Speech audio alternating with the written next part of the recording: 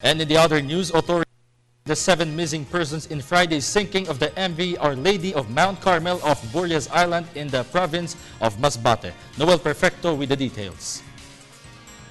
The Philippine Coast Guard is now conducting a search and retrieval operations in Burias Island to locate the 7 missing passengers of Our Lady of the Mount Carmel ship which sank last week.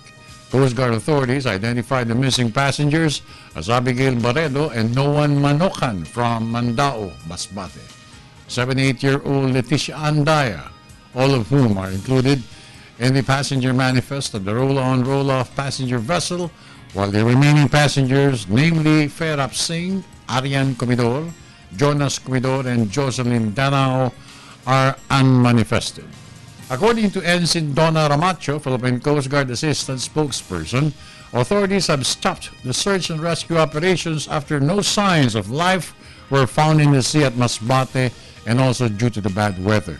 Sa ngayon, pansamantalang itinigil po yung search and rescue operations due to zero visibility ng water doon sa area. Dito sa bandang to, dito sa along Masbate na coastlines, dito sila nagkakandak na homes. Yung totoo ba na masyadong malalim yung area dyan sa may Masbate Bay o Karagatan ng Masbate? Yes, actually, malalim talaga dito at yun yung problema natin na sa pag-retrieve ng pagkuha ng barko kasi sobrang lalim. Now, the search and retrieval operations by District Commander Commodore Aaron Reconquista continues along with their exploration on nearby areas where missing passengers can be found. Coast Guards are hopeful that they will be able to gain positive results in their operation. 3 days na yung since nangyari yung insidente. So, we could only hope na at least ma-recover na lang natin yung mga bodies. Or kung sakasakaling may makuha man. Yes.